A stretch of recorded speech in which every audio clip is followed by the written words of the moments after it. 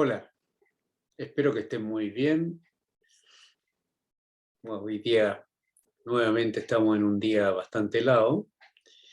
Bueno, voy a desarrollar en este video, en esta cápsula, algunas ideas y conceptos relacionados con las nociones de sistemas, con los conceptos de sistemas.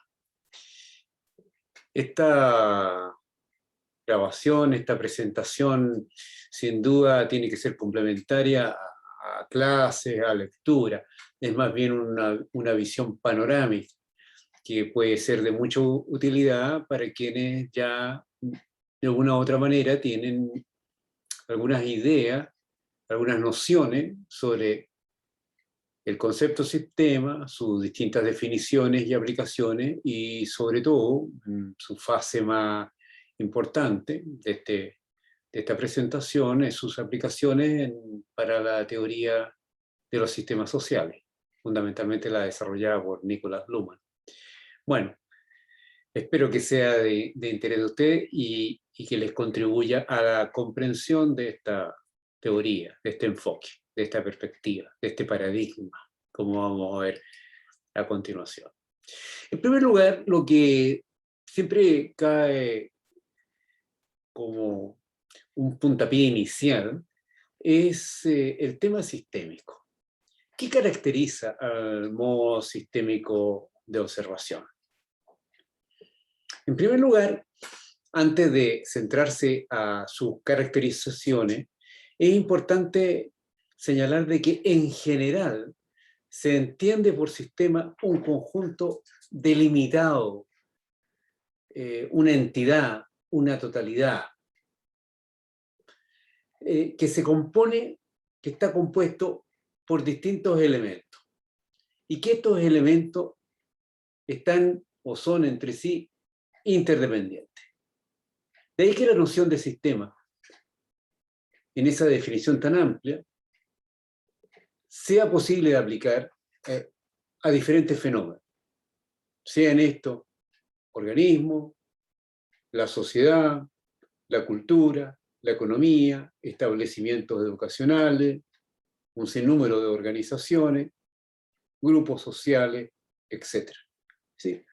Conjunto de elementos interrelacionados dentro de determinados límites.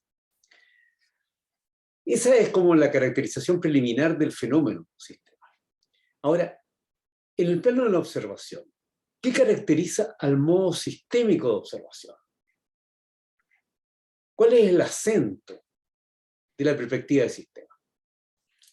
Y ahí tenemos algunos aspectos que es necesario señalar y que lo diferencian del enfoque o de la perspectiva analítica, por ejemplo. El modo sistémico de observación se concentra en totalidades. Intenta abarcar el fenómeno o los fenómenos como un todo. Esa es la noción de totalidad. La familia como un todo. La pareja como un todo. La economía como un todo. La cultura como un todo. Los movimientos sociales o el movimiento social como un todo. Es decir, apunta a totalidades. En segundo lugar, se concentra en relaciones. Digo segundo lugar, pero en realidad no está supeditado a lo anterior, sino que es característico del modo sistémico de observación concentrarse en relaciones. Es decir, no se concentra en elementos aislados entre sí, sino que en las vinculaciones que se establecen entre elementos, entre componentes, entre sucesos. No es un enfoque hacia el elemento, es un enfoque hacia la vinculación. Y esto es característico del enfoque de sistema en general. En tercer lugar, y ya ha sido denunciado en la definición preliminar que señalé, el modo sistémico de observación tiene un alto nivel de abstracción. Es altamente abstracto, es decir, es aplicable a una multiplicidad o una multitud de expresiones fenoménicas. Esto es bien importante.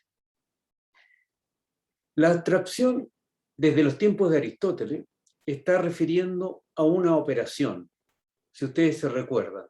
Esa es una operación mediante la cual se aísla conceptualmente, o se aíslan conceptualmente, propiedades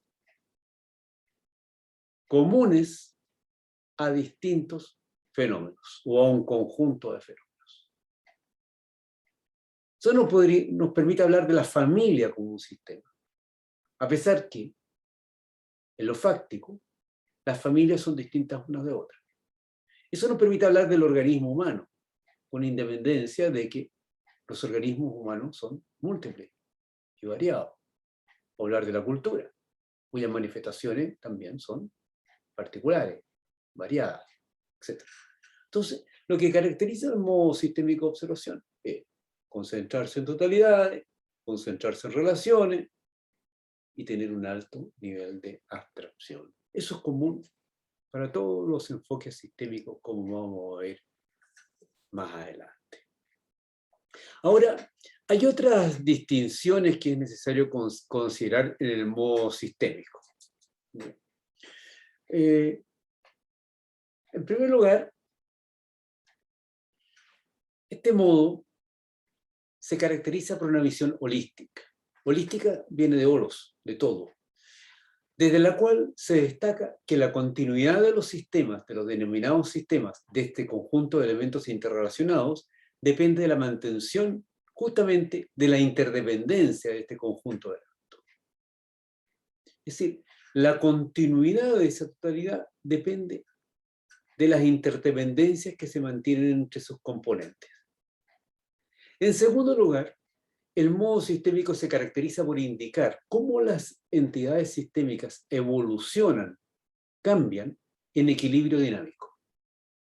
Equilibrios dinámicos, no son estáticas o estáticos, ¿sí?, los fenómenos o las entidades sistémicas. La viabilidad de esta está dada por la mantención de este equilibrio dinámico. Por lo tanto, lo relevante en un sistema es su dinamismo, no un estado de equilibrio dinámico específico. Esto quiere decir que este modo sistémico está muy alejado de una visión conservadora o estática sobre los fenómenos. En tercer lugar, el enfoque sistémico en este modo de observación atiende a las retroacciones o a las retroalimentaciones y recursividades, tanto como a los efectos y potenciamientos mutuos que se desencadenan de las relaciones entre los componentes de un sistema. ¿Qué entendemos por todo esto? Entendemos por retroalimentación el reingreso de los efectos de esas relaciones en las futuras relaciones sistémicas. Y por otro lado, entendemos por recursividad de que los estados presentes y pasados de un sistema están a su vez presentes, reformulados en una nueva dinámica y expresividad en los futuros, o estarán reformulados en los futuros. Es decir, todo sistema se debe a su pasado y se debe mucho más a su pasado más cercano.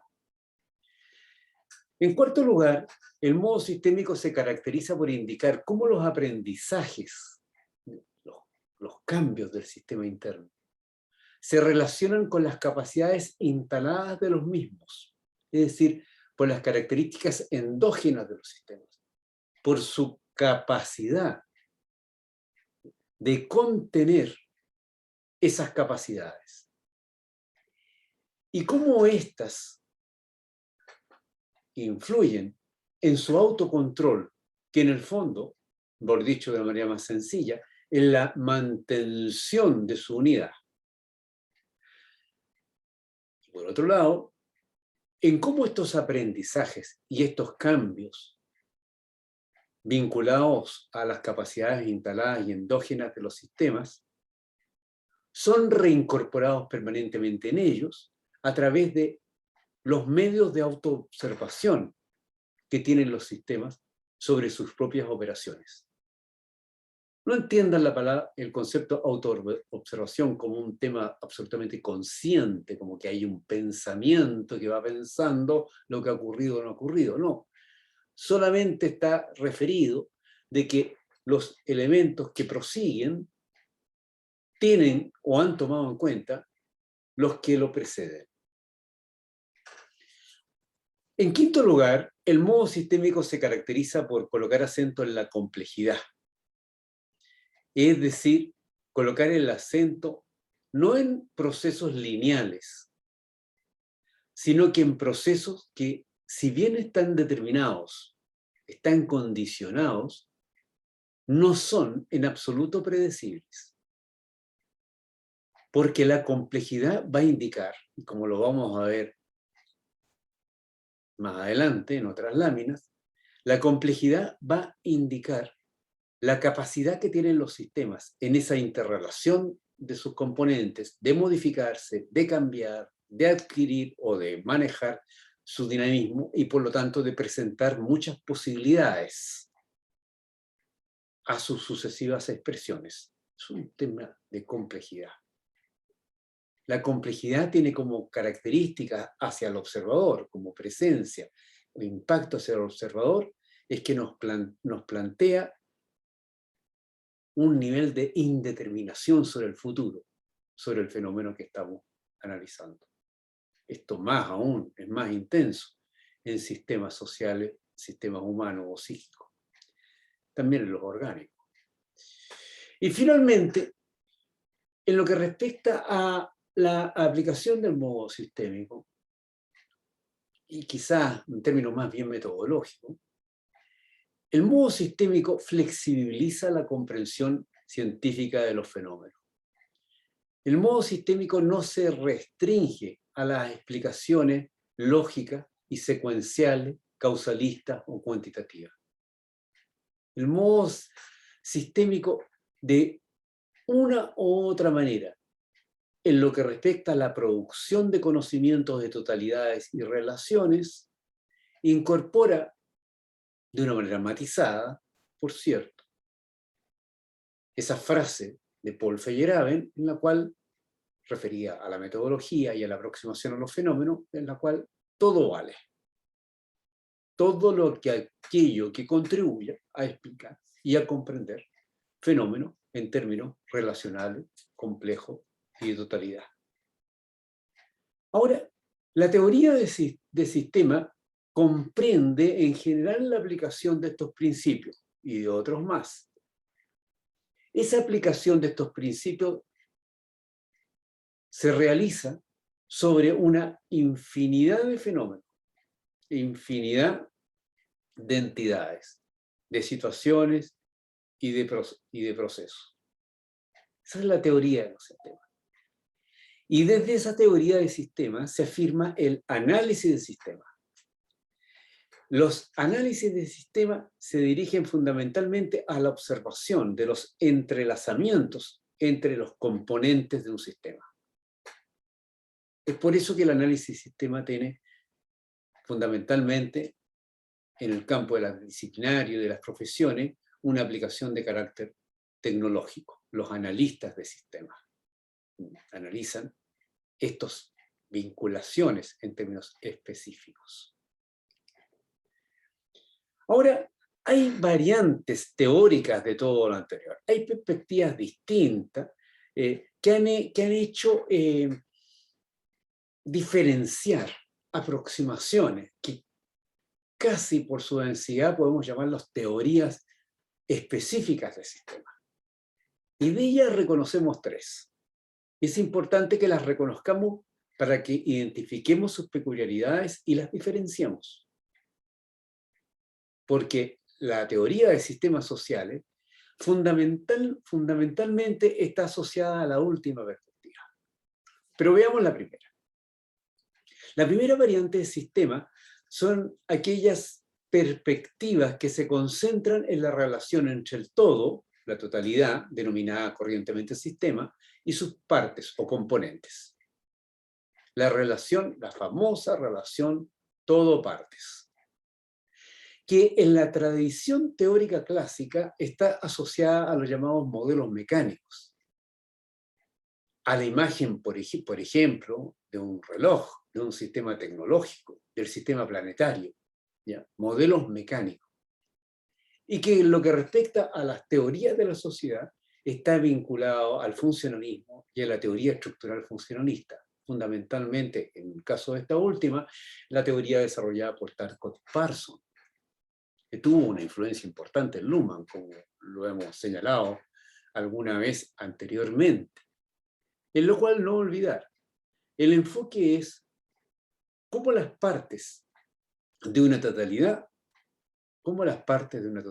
contribuyen a la mantención del todo. Cómo la religión contribuye a la integración social. Cómo la política contribuye a la integración social. Y así, relación, todo, partes. Una segunda vertiente teórica, quizás la más conocida de todas, son la perspectiva o las teorías que se concentran en las relaciones que se establecen entre un sistema y su entorno. Aquí lo más conocido es sin duda la teoría general de los sistemas abiertos y adaptativos. Y dentro de ella el modelo input-output, en lo cual se observan a los sistemas relacionándose dinámicamente a partir de intercambios entre ellos y sus entornos. Estas corrientes de intercambio se denominan la de entrada al sistema input y la de salida output, a la cual se le agrega posteriormente la corriente de retroalimentación o feedback, que es el mecanismo, en definitiva, mediante el cual los sistemas abiertos y adaptativos se autorregulan. Y finalmente, y tiene que ver también cronológicamente, no necesariamente sustituye a las teorías y a las perspectivas anteriores, tenemos las perspectivas que se concentran en los procesos de autoorganización, autoestructuración y autoproducción de los sistemas. Y aquí no me voy a extender más sobre ello, porque esa va a ser justamente nuestra materia. Encontramos la teoría de la autopoiesis y su especificación en las ciencias sociales, la teoría de la sociopoiesis. Teorías sistémicas que se concentran en identificar las operaciones con las cuales los sistemas se producen a sí mismos y las implicancias que tienen esta autoproducción para ellos.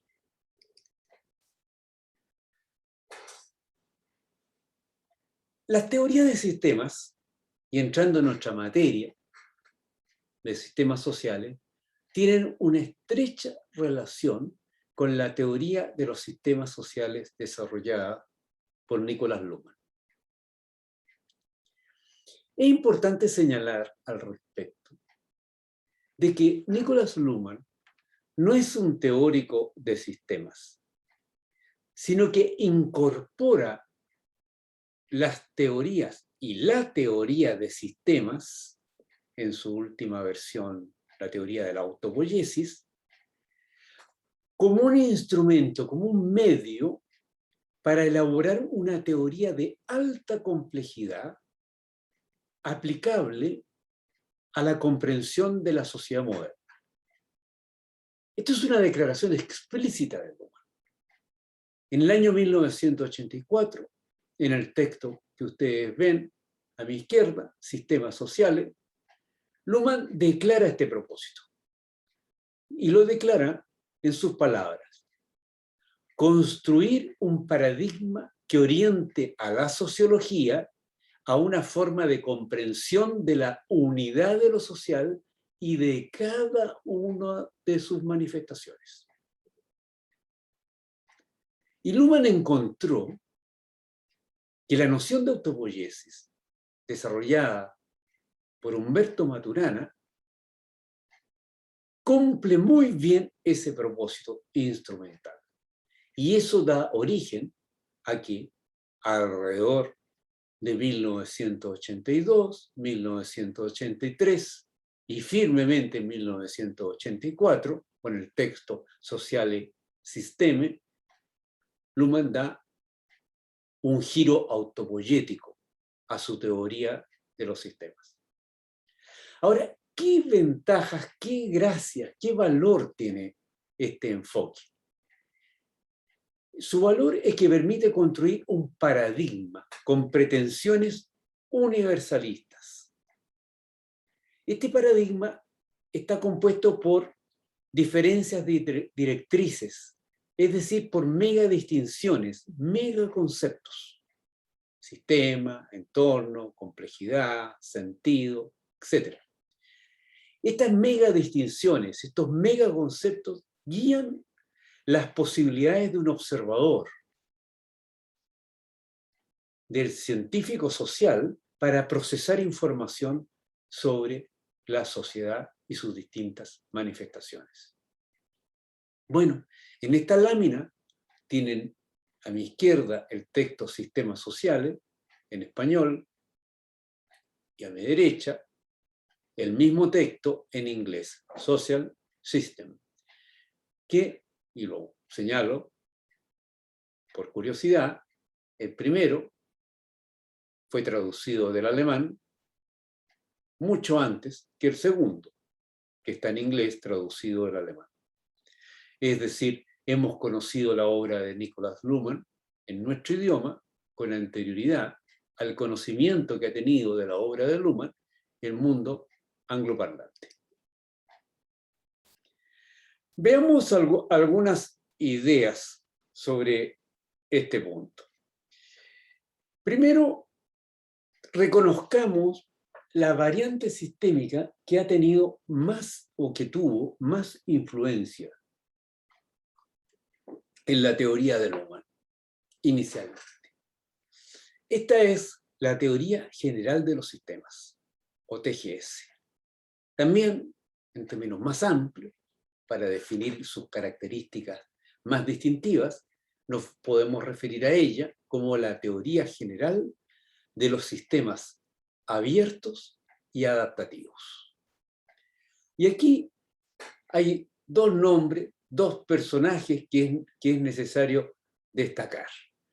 Por un lado, Ludwig von Bertalanffy, célebre investigador, biólogo y médico de origen austríaco, que finalmente emigra a Canadá, donde termina su estudio y su vida, que desarrolló toda una teoría con respecto a los sistemas vivos, a los organismos. Y esa teoría incorpora nociones básicas de la llamada teoría general de sistemas, esta gran teoría general de sistemas, que es la idea de que los sistemas permanecen en tanto sean abiertos, y mientras sean abiertos pueden adaptarse, y mientras puedan adaptarse tienen viabilidad. No voy a desarrollar más ahora ese aspecto, porque es importante señalar de que estas ideas de Bertalanffy, que refieren a los organismos y a los sistemas vivos, se ven complementadas prontamente, casi simultáneamente, por las ideas desarrolladas por cibernéticos, que se orientan no a organismos, sino que a la construcción de máquinas. Y aquí queremos destacar la obra de Norbert, entre otros, Norbert Wiener. Norbert Wiener se orienta hacia el tema de las máquinas y fundamentalmente en su orientación hacia las máquinas desarrolla con una mayor precisión las nociones de retroalimentación y control.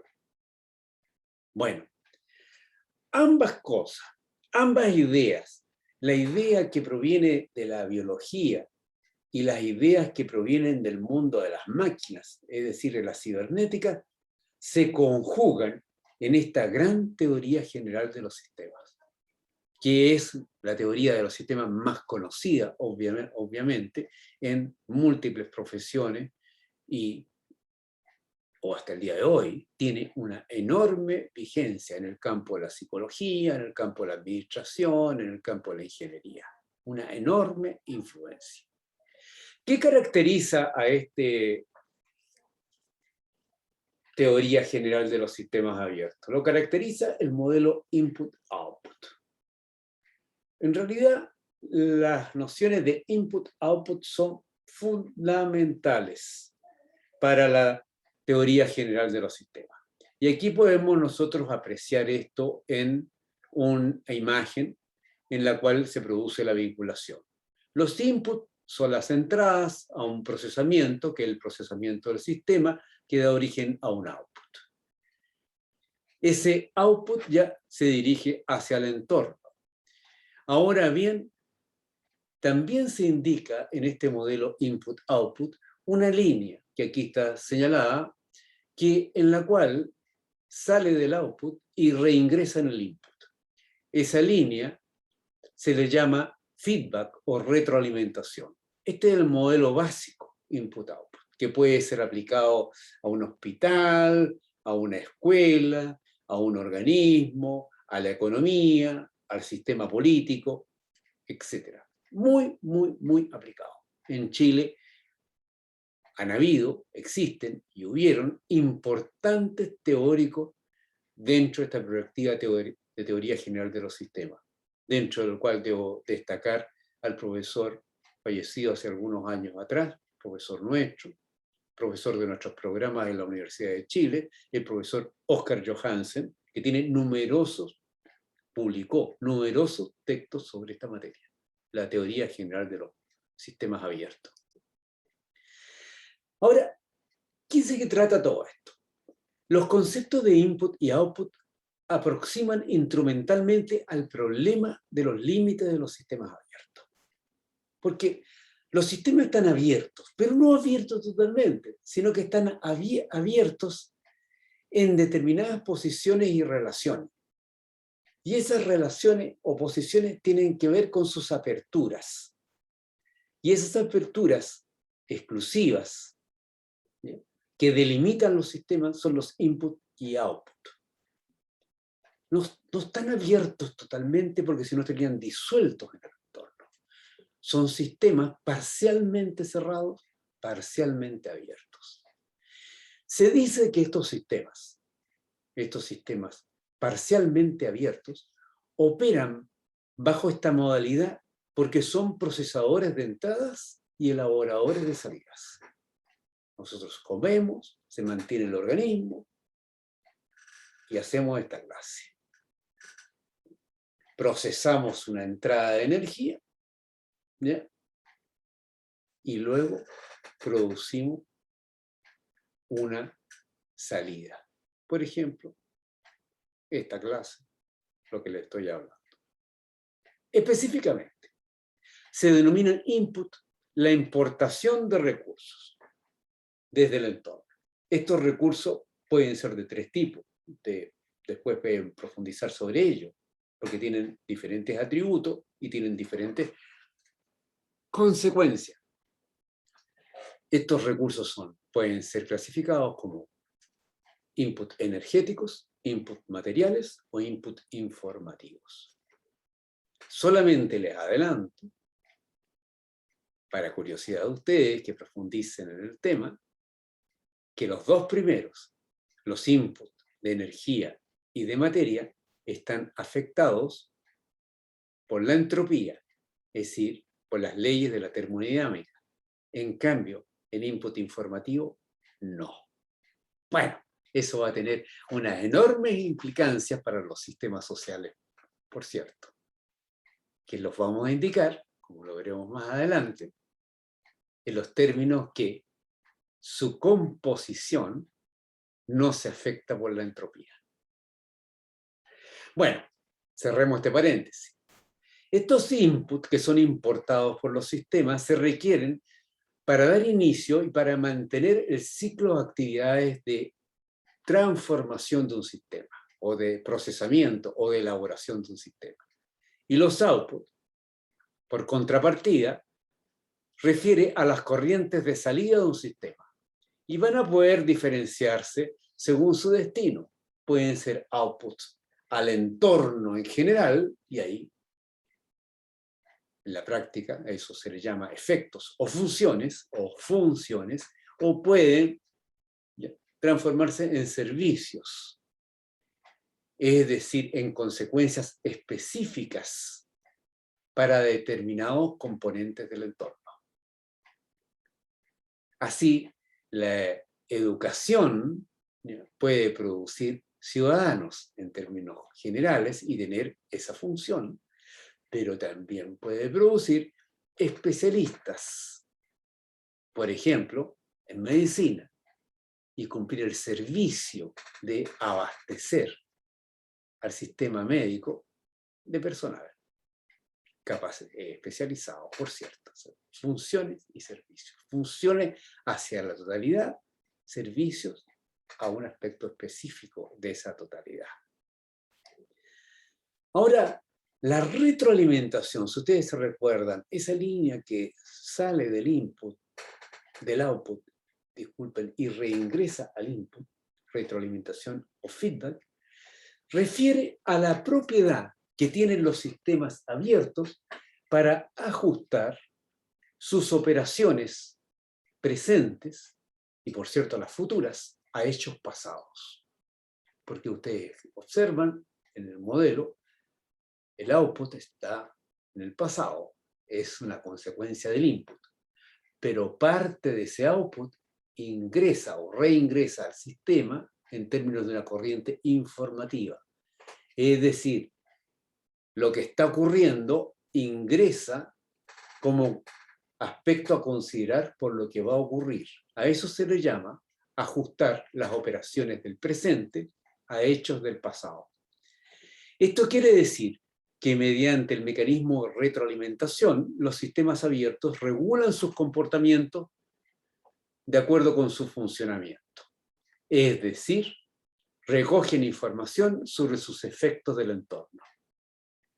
Es importante indicar que, como esta información se selecciona a través de la codificación que realizan los mismos sistemas, puede que estos, por sus mismos condicionamientos, ignoren algunas señales del entorno.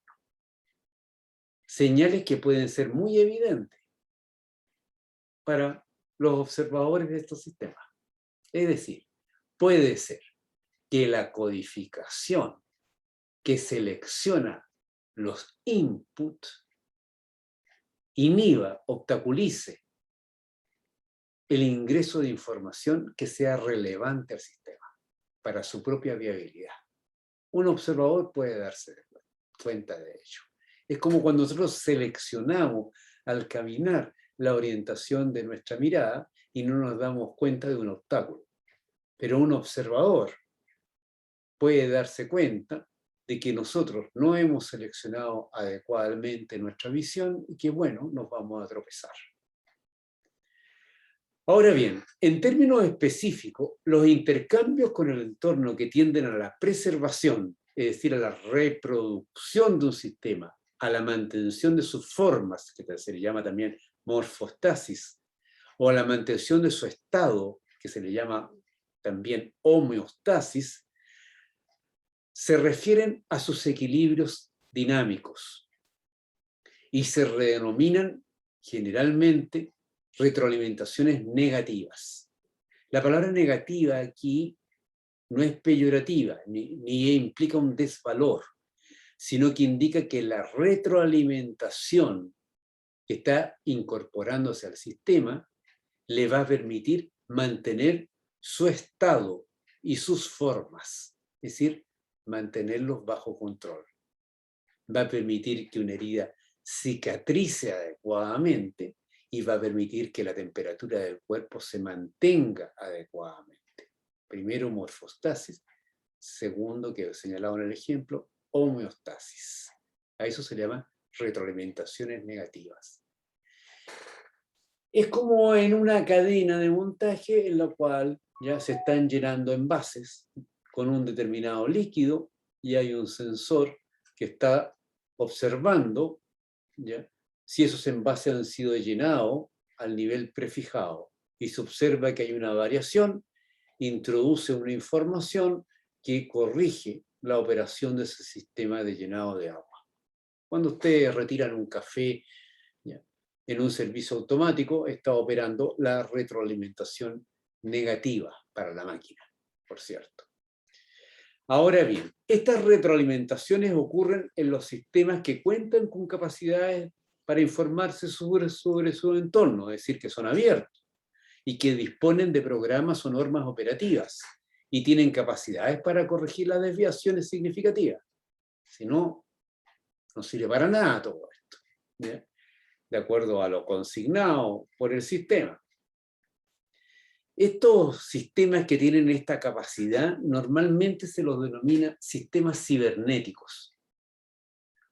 ¿Qué caracteriza a los sistemas cibernéticos? Lo dicho antes, disponen de dispositivos internos de autorregulación que reaccionan frente a los cambios en el entorno, elaborando respuestas que contribuyen a la mantención del sistema en el equilibrio descrito. Es decir, que no se llene nuestra taza de café y salga por botones el café hacia el suelo, sino que se mantenga hasta un determinado nivel y no lo sobrepase, ni tampoco sea inferior a lo consignado. Nosotros también operamos mediante esos mecanismos de retroalimentación. Cuando nos alimentamos normalmente, comemos hasta saciarnos y nos seguimos comiendo. Nuestro refrigerador, en cuanto sistema cibernético, hace exactamente lo mismo, nos sigue congelándose. Es decir, está abierto a la información del entorno. Claro que el refrigerador, sus sensores no le permiten identificar si hay un incendio en la casa, por cierto, ¿ya?, sino que está limitado. Y ahí nos referimos a lo primero que estamos señalando. Esta capacidad de codificación que tienen los sistemas cibernéticos es un factor, ¿ya?, de su éxito, pero también puede influir en su viabilidad. Ahora, es importante señalar de que estas ideas del modelo input-output han sido muy aplicadas y muy prontamente a sistemas sociales y sistemas humanos. Yo mismo he dado recientemente algunas ejemplificaciones que utilizan esa aplicación. Pero hay que indicar de que la teoría general de los sistemas abiertos adaptativos tiene ciertas limitaciones, disculpen que me adelante, tiene ciertas limitaciones con respecto a la aplicación en sistemas humanos y sociales. Porque los sistemas sociales y humanos no son ni organismos ni son máquinas y no tienen esas características.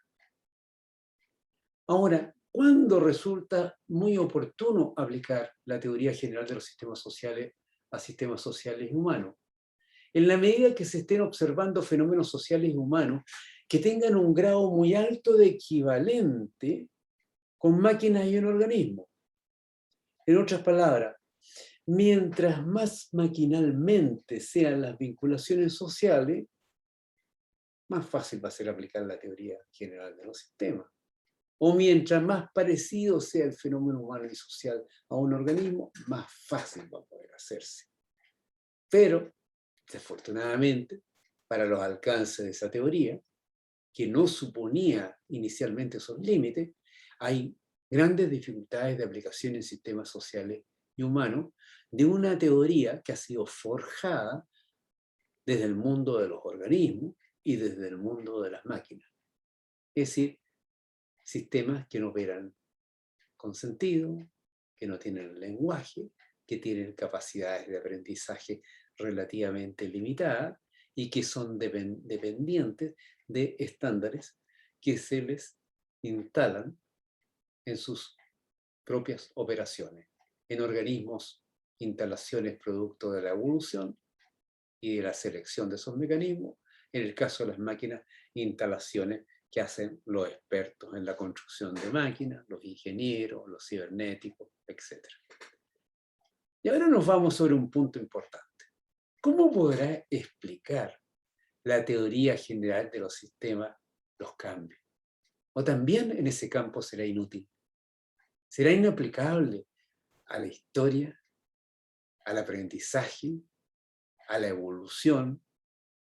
Bueno, este señor que está aquí a mi derecha, que falleció hace algunos años, me enteré cuando preparaba esta presentación, Magoru Maruyama, un norteamericano, un japonés estadounidense, criticó tempranamente la excesiva concentración que tenía la teoría general de los sistemas y los cibernéticos en la corriente de retroalimentación negativa o de control de los sistemas abiertos. Y su crítica apuntó que se estaba descuidando un hecho, de que hay ciertas corrientes de información, es decir, hay ciertos inputs que provienen de los outputs de los sistemas que contribuyen efectivamente a los cambios en las operaciones de los sistemas y cambios que no implican la mantención de sus estados y formas, sino que cambios que amplifican sus desviaciones.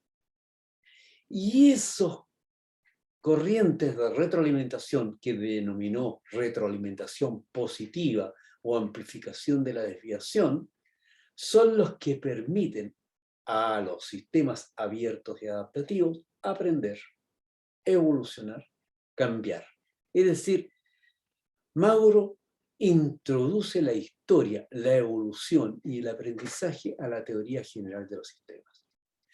Ustedes probablemente no van a poder observar con mucha claridad lo que yo tengo a mi izquierda, que es una limitación, que son las aplicaciones de este enfoque de retroalimentaciones positivas al crecimiento de las ciudades, a las epidemias, a todo lo que signifique la amplificación de pequeñas desviaciones que van originando estados altamente improbables. Por ejemplo, el crecimiento de una ciudad.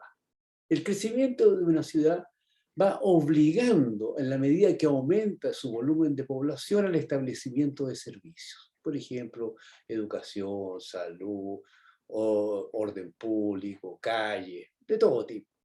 Pero a su vez, esas modificaciones que se van haciendo en respuesta al crecimiento demográfico van originando un mayor atractivo y unas mayores posibilidades de sobrevivencia en la ciudad, lo cual va haciendo que la ciudad vaya requiriendo cada vez más servicios, ya sea aumentando los que se incorporaron en un principio, ya sea diversificándolos. Ya no basta con la escuelita primaria, se necesita un liceo, ya no basta con el liceo, se necesita un establecimiento terciario, ya no basta con cualquier establecimiento técnico, industrial, sino que se necesita una universidad y así. Ya no basta con una pequeña posta rural, ya se necesita una posta un poquito más establecida, un pequeño hospital primario, luego uno de especialidades y así. Es decir, en otras palabras, se va produciendo una amplificación de la desviación. Y eso ocurre en sistemas abiertos. ¿Y por qué ocurre en sistemas abiertos?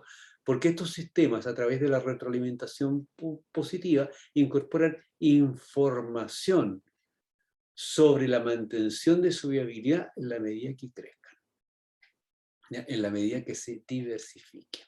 Esto es bien importante.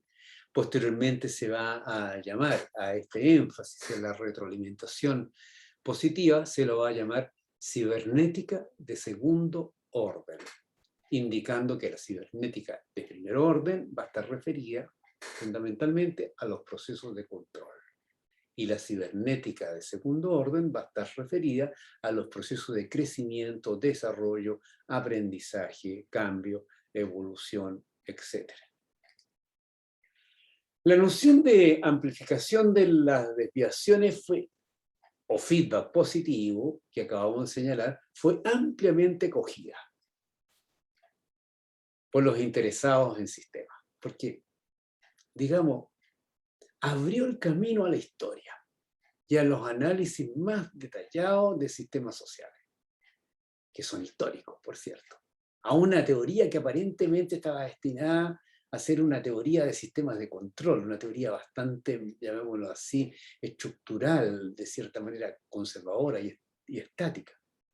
Bueno, por lo tanto fue ampliamente acogida y ahí muchas más aplicaciones sistémicas fueron hechas en el campo de las ciencias humanas, como las que yo les señalo. El estudio de las epidemias, el estudio del crecimiento demográfico, de los focos de delincuencia, que nosotros podemos observar también, ¿no?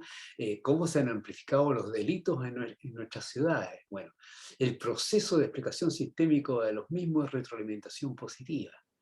En otras palabras, se van favoreciendo las conductas delictivas en el aumento de la población, en el aumento mucho más restringido ya de las formas de seguridad ciudadana, en la diversificación de los delitos que hacen que algunas formas delictivas pasen por impunes, etc. Entonces se va produciendo una amplificación de esto. Bueno, es interesante el tema. Bueno, a mi izquierda tienen dos personajes importantísimos de las ciencias sociales, de la antropología, de la sociología, de la cibernética y de la teoría de sistemas, que es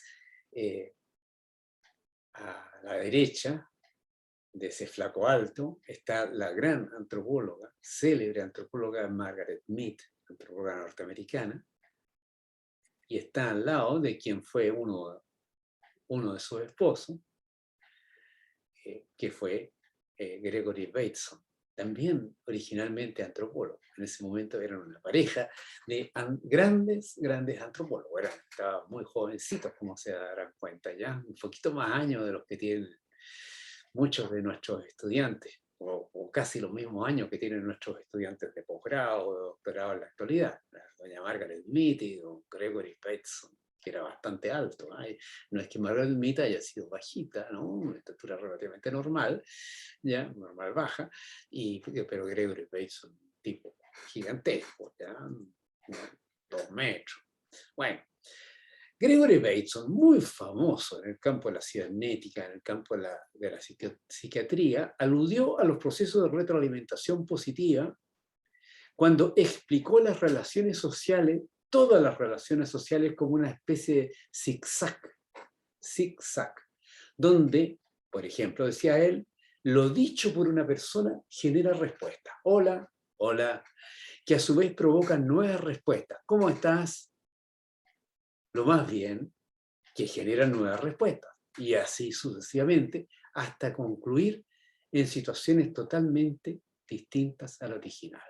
Como ustedes saben, ya, una riña callejera puede originarse de un gesto o de una incomprensión de un gesto, y un enamoramiento exactamente lo mismo. Una corrida bancaria también puede originarse de la misma manera, así como también puede originarse algo similar cuando vemos un apagón de luces y se va produciendo una cadena de apagones de luces.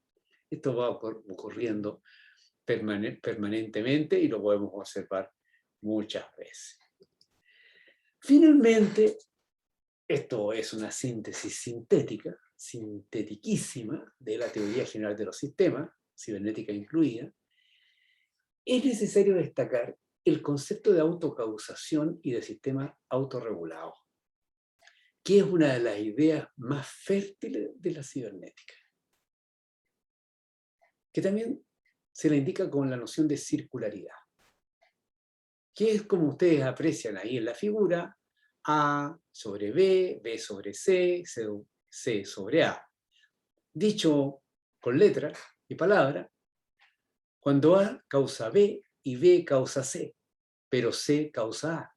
Entonces, conclusión, en lo esencial, A es autocausado, porque A causa la causa que lo causa. Así, el estado del conjunto A, B y C se define a sí mismo, en tanto sus modificaciones, prescindiendo de variables externas, donde sus formas de organización y meta, es decir, los outputs, se definen en su relación mutua. un sistema que se están autoorganizando, ¿no? Este modelo, que pertenece a la teoría general de los sistemas, se aplica en sistemas que se autorregulan por sensores, ¿ya? Los sensores están incorporados en el sistema. Por ejemplo, en la robótica, en el aprendizaje programado, o cuando un orador, como yo, en una clase presencial, por cierto, observa a los estudiantes o a su audiencia y va modificando el tono de su voz, monitoreando lo que le expresa a su audiencia, a sus ojos o a sus oídos. Mira, están hablando mucho, levanta la voz. Están mirando en otras direcciones o están desentendiendo, no, gesticula y se mueve. Es decir, va modificando sus operaciones. Es como el ratoncito en las cajas de Skinner, ¿no? Las cajas de Skinner son el sistema para estudiar el aprendizaje de los ratones. Eso era antes, por cierto. Ahora ya no se hace de esa manera ni de esa forma, y tampoco es necesario hacerlo para entender lo que es el aprendizaje, en lo cual el investigador, ya manipulándose determinadas variables, proporciona alimento al final del túnel, ¿no? Al final del laberinto, y el ratón va aprendiendo eso rápidamente en base a la satisfacción que tiene al encontrar el final. El chiste es, y debería colocarlo aquí, que al parecer el investigador está condicionando al ratón en base al alimento, pero también sucede lo contrario. El ratón condiciona al profesor para que coloque el alimento. Estos son los efectos de un sistema circular, que se va autocausando. Bueno,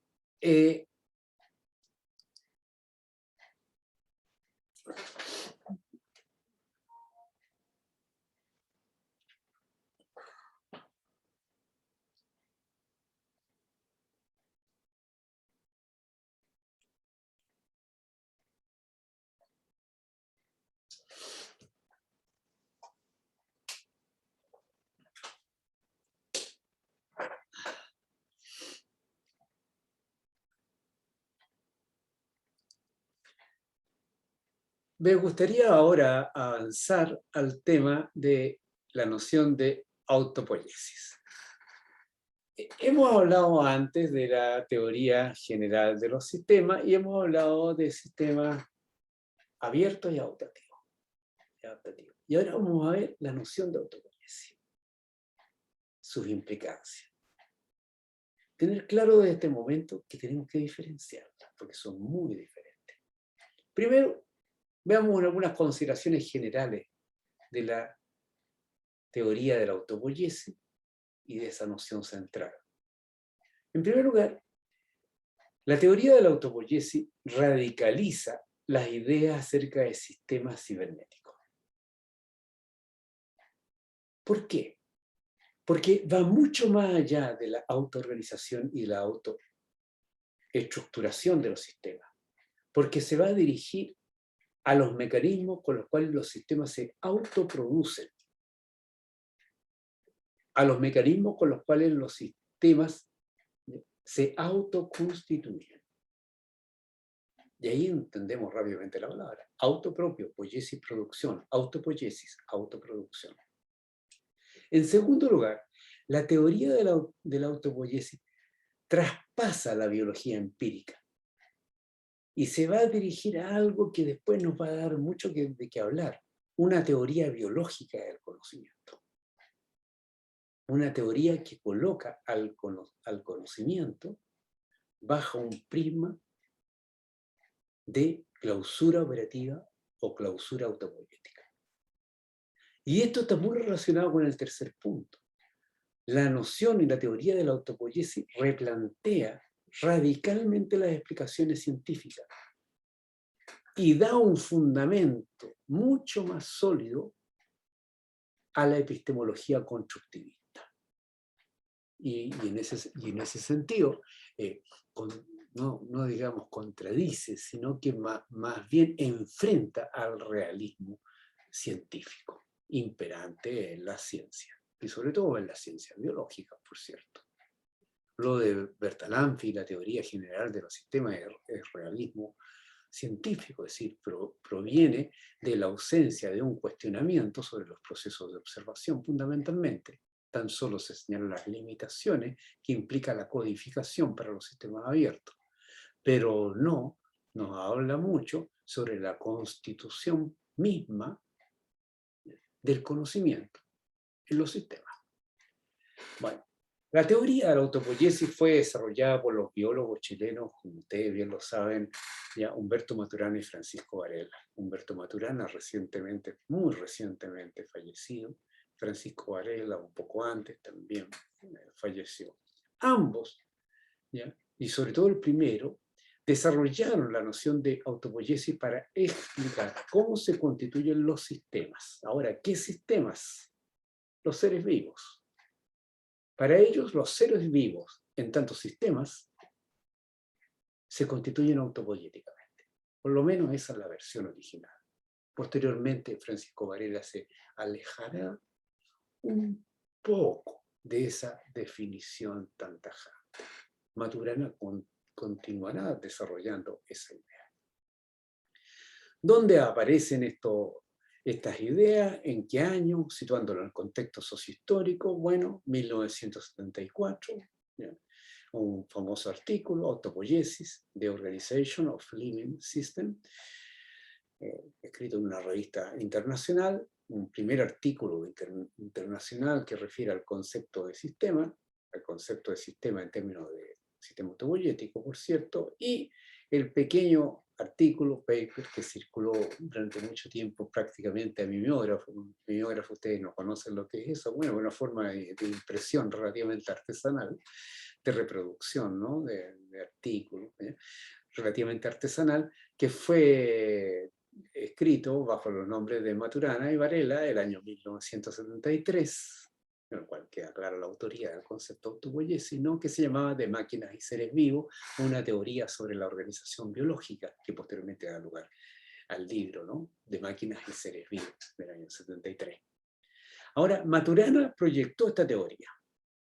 Fue el que la proyectó, fue el que la extendió, la expandió. Originalmente estuvo aplicada al metabolismo celular, pero en la proyección de Maturana esto se extendió y abrió una nueva dimensión para el entendimiento y funcionamiento de los sistemas, cualquiera que estos fuesen. Por lo tanto, nos vamos a centrar fundamentalmente en la versión maturaniana de la teoría de la autopoiesis. La de Varela es muy interesante, no difiere radicalmente de la de Maturana, pero sí tiene algunos matices que los investigadores y los estudiosos se han encargado de diferenciar. Otros lo ignoran propiamente tal, no le es necesario para sus explicaciones.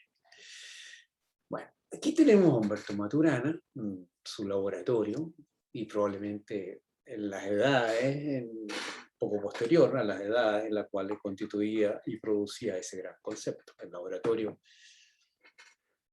de biología del conocimiento de la Facultad de Ciencias de la Universidad de Chile, y atrás están los anaqueles, ¿no? ¿Cómo eran antes los laboratorios? Maturana, Humberto, desde 1960 había o estaba trabajando en dos campos. No quiero verse Maturana, médico y biólogo, investigador científico, en dos campos de investigación, separadamente, el campo de la percepción y el campo de la organización de los seres vivos. Desarrollaba investigaciones en estos campos. El de la percepción es muy famoso porque ahí está fundamentalmente los estudios sobre la visión en las palomas, ¿no? La visión en la salamandra, la visión en el sapo, en los sapos, ¿no? En las ranas, ¿no? El ojo de la rana. Es decir, cómo se constituía la percepción de la visión en organismos vivos y cómo se organizaban los organismos vivos, pero como dos materias separadas. Un lustro después, poco más de un lustro después, en el año 1968, Maturana comprendió, más bien vinculó, el hecho de que la percepción solamente se entiende en el operar del sistema nervioso de un organismo como una red circular cerrada, Es decir, la percepción responde a correlaciones internas de un organismo. Y por otro lado, que esas correlaciones internas tienen que ver con la organización del sistema vivo, que a su vez se explica a sí mismo como un operar cerrado de producción de los componentes producido por la misma red de relaciones de componentes que los generaban. Es decir, unió dos cosas. La percepción se produce por una clausura del organismo vivo a partir de desarrollando sus correlaciones internas, y el organismo vivo se produce por su propia clausura en un operar cerrado, en el cual produce sus propios componentes. La palabra es obvia la que sigue, ¿no? ¿Ya? Autopoiesis. Los sistemas vivos son sistemas autopoiéticos. Hagamos esto más lento. ¿Cuál es el problema del biólogo? ¿Cuál es el problema de Maturana? ¿Cuál es su pregunta directriz, su problema básico, su interrogante esencial? ¿Cómo definir un ser vivo? Los biólogos estudian seres vivos, por eso no son físicos ni son químicos, son biólogos, estudian algo vivo. Entonces el problema es, ¿qué es la vida? Pero la respuesta a qué es la vida nos puede llevar a diferentes ámbitos, al ámbito filosófico, al ámbito religioso, al ámbito especulativo, y eso escapa a la investigación científica. Por lo tanto, lo que hace el investigador es trasladar la pregunta del qué es al cómo es, y el cómo es sí que puede ser observado, medido, verificado, refutado, confirmado. Recuerda, ¿no? El desarrollo del pensamiento científico. Y para responder a la pregunta de cómo es un ser vivo, se tiene que hacer una especificación de la misma e interrogarse sobre qué tienen en común todos los sistemas vivos que nos permite catalogarlos como sistemas vivos. ¿Qué tienen en común? ¿Qué tienen en común un primate con una lagartija, con un roedor, con un dinosaurio, con una paloma? ¿Qué tienen en común? Bueno, aquí está la respuesta que hay que buscar. Lo que tienen en común es lo que los caracteriza como sistemas vivos. Y la hipótesis que se desarrolla al respecto es que lo que deben tener en común debe ser una forma de organización que comparten. Tienen que estar organizados de una determinada manera en cuanto a sistemas vivos. Y aquí se traslada la pregunta global a un espacio experimentable. ¿Cómo es esa organización común? Y la explicación que vamos a desarrollar brevemente a continuación es que esa organización común es una organización autopoiética, que se autoproduce y que solamente está disponible en los seres vivos, como su característica fundamental. Es decir, los sistemas vivos son sistemas identificables, no obstante todas sus expresiones, porque comparten una forma de organización común. Y esa forma de organización común tiene que ver con ciertas relaciones que ocurren. Esas relaciones refieren a sus características autopoiéticas. En palabras de los investigadores, esto quiere decir que los seres vivos, cualquiera que estos sean, se caracterizan porque, literalmente, palabras de Maturana, se producen continuamente a sí mismos. Eso sería lo que se indica con lo que se denomina organización autopoiética. Es decir, su patrón de organización, su modo de organización, la unidad organizativa que los constituye, no proviene del entorno, sino que proviene de sus propias operaciones. ¿Y dónde están esas propias operaciones? En sus propias operaciones. En otras palabras, ¿son sistemas abiertos o sistemas cerrados? En lo que respecta a lo que los constituye. La respuesta ya la tienen. En lo operacional, en lo basal, no están abiertos. Interesante, ¿no? ¿Dónde observar todo esto? Bueno, nuevamente nos vamos a la ciencia. Un organismo es demasiado complejo, una especie es demasiado compleja. Veamos qué hay en todas ellas, qué hay en un organismo, qué hay en una especie, qué material hay en común. Bueno, ese material son las células. Hay células en todos los sistemas vivos. Las células son las unidades, por si no lo hemos olvidado, fundamentales de todos los organismos vivos. Y es en la célula donde queda la mayor evidencia de que se trata de un sistema autopoyético. ¿Por qué? Porque el patrón de relaciones celular es inubicable, no se encuentra, no existe, no se expresa en ningún otro lugar que no sea el sistema celular. Entonces, ¿de dónde saca el patrón de relaciones que lo caracteriza? De sus propias operaciones.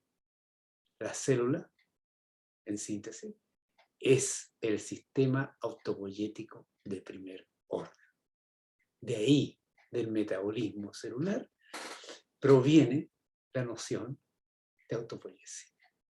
¿Qué tanto esa noción podrá ser traspasada a sistemas sociales, sistemas culturales, sistemas psíquicos? Bueno, hagámonos la pregunta. Por el momento, una pregunta aún sin respuesta. Pero Maturana avanza mucho más que caracterizar a una célula como un sistema autopoyético. Avanza más en la precisión y en la construcción de una teoría. Y aquí voy a plantear algunas distinciones básicas que son importantes porque después serán recogidas en la especificación de la teoría de la autopoiesis y su aplicabilidad en otros campos.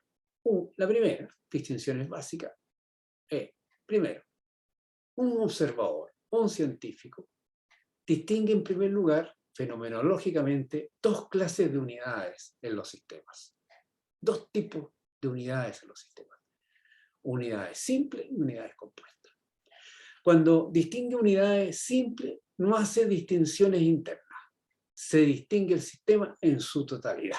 Es un bosque nativo. ¿Ok? Este es un organismo. Este es el corazón. Unidad simple. Eso es. Pero también puede distinguir, echar la mirada, echar la observación a la composición de esa unidad. Y cuando observa la composición de esa unidad, distingue componentes y relaciones entre estos. Y a eso se lo llama una observación de sistemas compuestos. ¿De qué se compone el bosque nativo? ¿De qué tipo de especies? ¿Ya? ¿Cuál es la composición del corazón o del sistema circulatorio? ¿Cuál es la composición del organismo? Es decir, lo que hay adentro. Y fundamentalmente, sus componentes y sus relaciones. Cuando un observador hace una mirada a los sistemas compuestos, va a poder a su vez distinguir otras dos cosas. La organización de esos sistemas compuestos y la estructura de esos sistemas compuestos. La organización de esos sistemas compuestos va a implicar las relaciones que mantienen esos componentes y que los define como unidad, una unidad en alguna clase. Por ejemplo, volvamos nuevamente a la célula, que es chiquitita, no tenemos mayor problema. ¿Ya? ¿Cuál es la organización que hay ahí? A eso le llamamos como rótulo, podemos observarla, podemos apreciarla, pero por rótulo de metabolismo celular en el espacio molecular. ¿Ya? es decir, el patrón de relaciones que hay ahí. Y por otro lado podemos distinguir, y es lo que distinguimos en primera vuelta, la estructura. La estructura refiere a los componentes y relaciones concretas de esa unidad particular y que modela sus relaciones actuales. Es decir, a la forma específica que en un momento plantea esa organización. En un momento. Por ejemplo, si ustedes me observan a mí como organismo, lo primero que se les va a venir en la observación sobre mí es la estructura, mi estructura. Por ejemplo, la forma de mi cabeza o de mi cráneo. Mi forma de mi cabeza o mi cráneo. Eso es la forma estructural, un patrón de relaciones. Eso me define a mí como unidad en este presente. Pero esta forma, este tamaño de cara, este tamaño de cráneo, me ha ido variando. El tiempo iba a variar con el tiempo. Pero se va a mantener un patrón de relaciones. Y mi madre hasta sus últimos momentos me siguió reconociendo. Ya que había pasado un organismo así, un tremendo organismo. ¿Ya? Y seguramente mis hijos e hijas me seguirán reconociendo. A pesar de que yo cambie algo mis facciones, porque el patrón de organización que define mi aspecto se va a mantener. Es una ejemplificación, por cierto, ¿ya? ¿Ok? Lo mismo las células. Las células pueden ser, ¿ya? Reaccionar frente a ciertas cosas, a la presión, a la temperatura, a la luz. Pueden reaccionar y cambiar de forma. Por ejemplo, si yo hago mucho ejercicio, ustedes hacen mucho ejercicio, ¿ya? Sus células musculares se van a ir alargando un poco. ¿Okay? Y esa va a ser una reacción estructural, pero no va a cambiar el metabolismo celular, sino que lo que va a haber va a ser una variación de estructura, no de patrón de organización. Cuando hay variación de patrón de organización, el sistema autopoyético colapsa. En cambio, los sistemas resisten los cambios estructurales, hasta cierto punto, por cierto. Lo podemos ver más adelante. Resisten los cambios estructurales, hasta cierto punto. ¿Ok? Y eso es lo que apreciamos como evolución o cambios estructurales, llamémoslo en términos mucho más específicos. ¿Ok? Lo vamos a ver con mayor claridad en el siguiente ejemplo. En la figura vemos un bebé, un niño, un preadolescente, un adolescente, una persona, un joven, ¿ya? Un adulto joven, ¿ya? Un adulto maduro, un anciano. Es el mismo. Miren, los ojitos son los mismos. ¿Qué es lo que ocurrió aquí? ¿Ya? Coloquémosle nombre a este personaje y llamémosle José. José. Ahí está Josecito, Josecito, Josecito, José, José, don José, don José. Es el mismo José. Veamos ahora lo que estamos hablando. La organización da cuenta de las propiedades que hacen a un sistema parte de un conjunto. Es decir, ¿qué hace que José sea José? Refiere a un patrón de relaciones que definen los estados posibles para un sistema determinado, o variabilidad. José puede tener, y ha tenido, o va a tener, a lo largo de su vida, todas esas expresiones. Y seguir siendo el que es. En cambio, las estructuras son variables, como lo podemos apreciar. Pueden tener diferentes expresiones mientras se conserva una identidad. Es decir, es José bebé, José anciano. Es el mismo.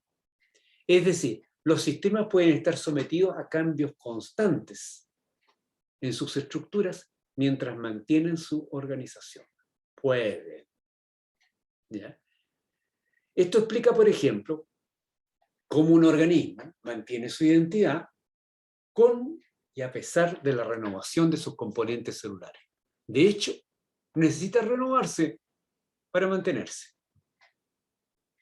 Si no, colapsa también. ¿Se entiende? La organización es una constante en los sistemas autopoyéticos y las estructuras son unas variables en los sistemas autopoyéticos. Esto va a ser bien importante más adelante. Entonces ya tenemos sistemas autopoyéticos, que sistemas que se autoproducen, son sistemas compuestos, se identifican comunidades por el patrón de relaciones que tienen, ese patrón de relaciones que tienen es una constante, pero las expresiones que toma ese patrón de relaciones son variables y se denominan estructuras. Bueno, estupendo. Estupendo.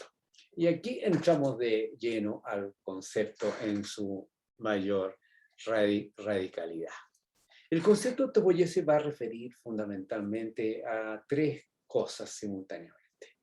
A clausura operativa, que es lo más directamente relacionado con la autopoiesis, a determinismo estructural, que va a referir a los condicionamientos que plantea su estructura, y a acoplamiento estructural, que va a referir a las relaciones que establecen los sistemas autopoiéticos con sus entornos.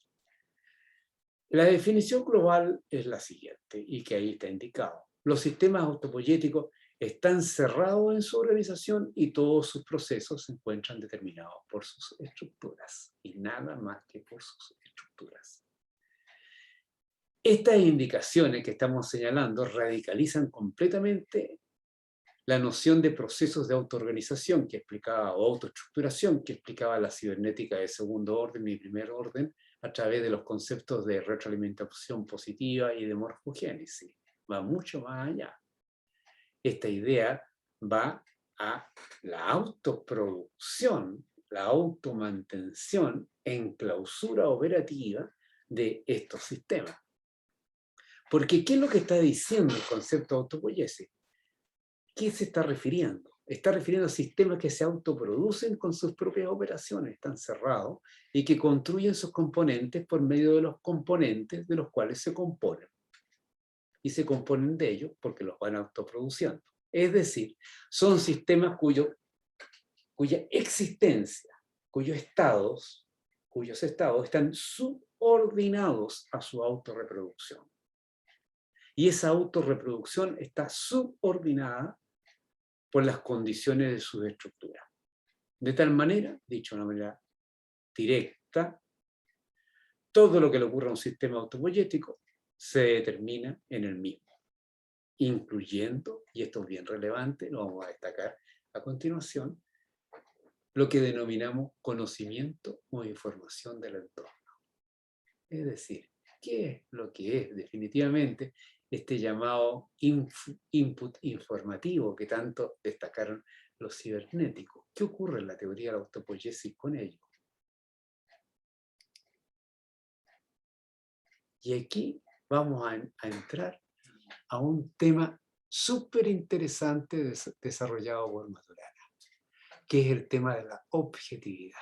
Todos sabemos que la objetividad nos está refiriendo a un mundo externo que suponemos que existe independientemente de lo que observemos, digamos o pensemos sobre él. Y digamos, ¿qué dice Humberto Maturana sobre esto? Porque estamos hablando de un sistema cerrado. ¿Se recuerdan, no? La percepción de un organismo tiene que ver con relaciones internas, ¿no? No nada externo. Entonces, ¿qué pasa con el conocimiento? ¿Qué pasa con la información? ¿Por qué esto va a asomar a una biología del conocimiento? ¿Se recuerda? Lo señalamos hace algunas láminas atrás. Bueno, veamos. Maturana, año 2003. Esto lo adapté de una entrevista. Fue muy interesante la entrevista que salió en el Mercurio, el año 2003. Dice Maturana, la objetividad es un argumento explicativo.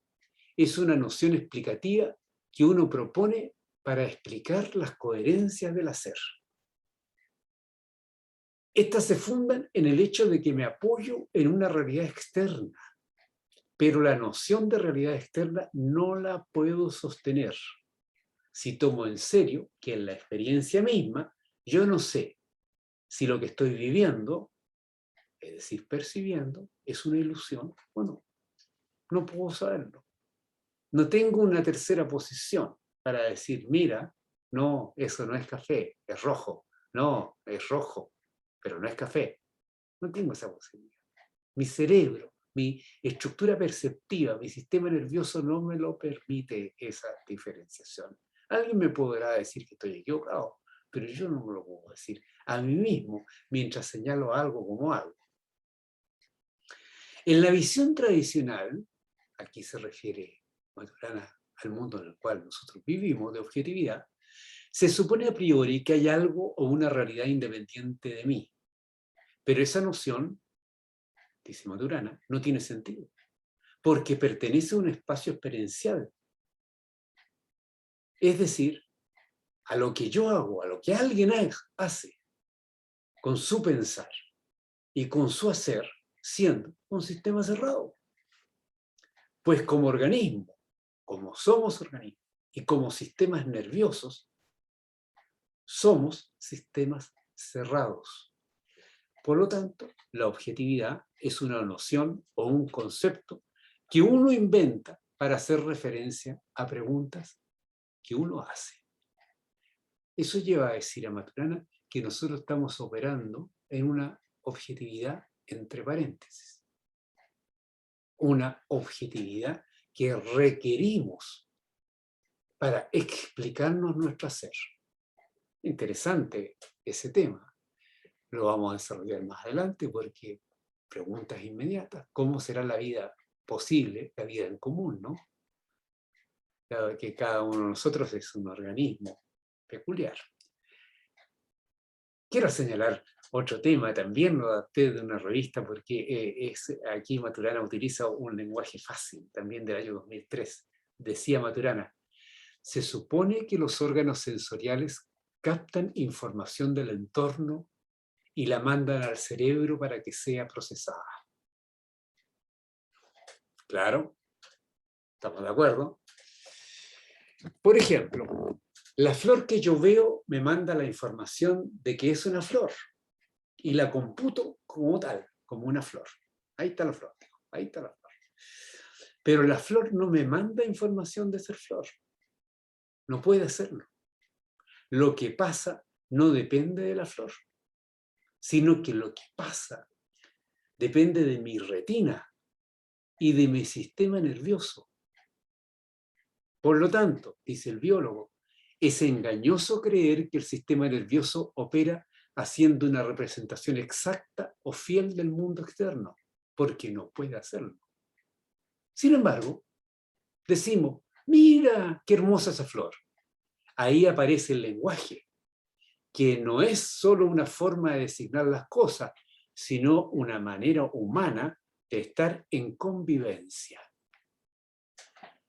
Es interesante darle vuelta a eso. ¿Qué manera de decirlo de una manera tan sencilla? Que somos sistemas cerrados, que construimos la realidad en la cual vivimos. ¿A través de qué? A través de las posibilidades y determinación que tiene nuestra estructura orgánica, que cuenta con un sistema altamente complejo que se llama el sistema nervioso, que a su vez está compuesto por sistemas algo menos complejos, pero fundamentales para el sistema nervioso, que es el sistema celular, del cual el sistema nervioso tiene sus componentes. Bueno, es interesante este punto, pero no vamos a hablar de biología, sino que vamos a hablar cómo se aplican estos conceptos. Y una de las primeras, a las ciencias sociales y ciencia humana, y una de las primeras aplicaciones de la ciencia hacia la ciencia humana y ciencias sociales, proviene justamente de Maturana, de algo que yo he llamado la socioantropología maturaniana, una, llamémoslo así, una disciplina sociológica y antropológica desarrollada bajo el fundamento de Maturana y por el mismo. ¿Quién entiende Maturana por sistema social? ¿Cuáles son sus implicancias? De eso quiero hablar ahora porque son cosas muy conocidas.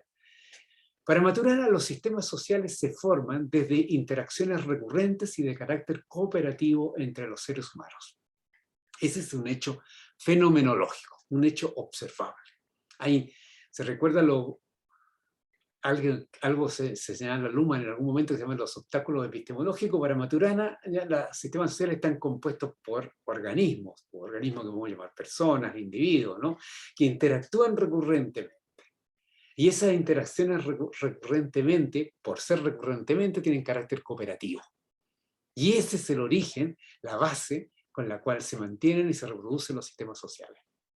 Ahora la pregunta es la siguiente, ese es el hecho. Ahora, ¿cómo se explica? Y aquí vienen las explicaciones de esta socioantropología maturaniana. La cooperación, que está a la base de estas interacciones recurrentes, la cooperación entre los seres humanos, es natural a la condición social.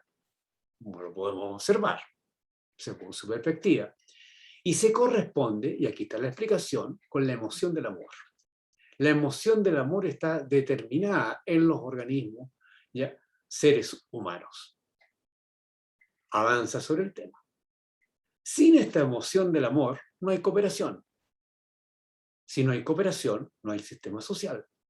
Por lo tanto, el amor, que está en nuestras instalaciones orgánicas, constituye la base de todos, absolutamente todos, los fenómenos sociales. Es decir, los fenómenos sociales, para que se mantengan y perduran, deben ser cooperativos, y esa cooperación está dependiente de una base común, que es la emoción del amor. Pero, obviamente, no todos los sistemas humanos, no todas las relaciones humanas que se dan tienen por base el amor. Hay algunas que no lo tienen. Por lo tanto, nos llevan a la cooperación. ¿Cuáles son esas? Las que niegan el otro. Las relaciones que niegan el otro, vale decir que lo someten, que lo ignoran, que lo excluyen, no son relaciones sociales. No constituyen sistemas sociales, no tienen carácter cooperativo, no están basadas en la emoción del amor. Por el contrario, lo niegan. ¿Cuál es el problema de ello? Porque las relaciones de trabajo normalmente no son amorosas. Sin embargo, casi todo el mundo debe o tiene que trabajar. ¿Cuál es el problema de ello? Que ese tipo de relaciones que niegan lo constitutivo de los sistemas sociales humanos atentan contra la viabilidad de los seres humanos, de su evolución. Atentan contra su evolución. Y eso es lo que observa y observó con mucha preocupación Humberto Maturana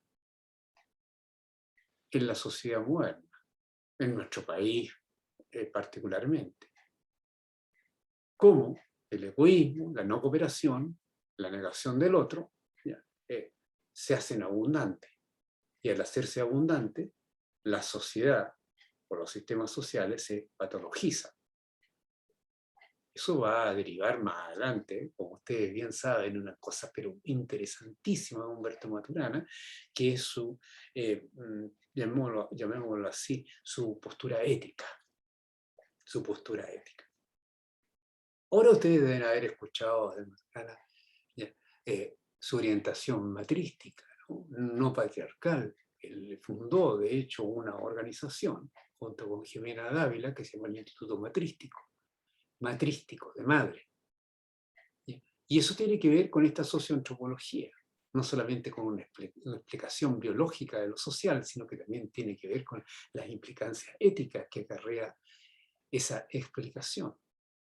Porque el gatillamiento de esa base cooperativa del amor humano se produce cada vez que nuestra especie se reproduce biológicamente en la relación entre la madre o su equivalente y su hijo o su cría o su equivalente.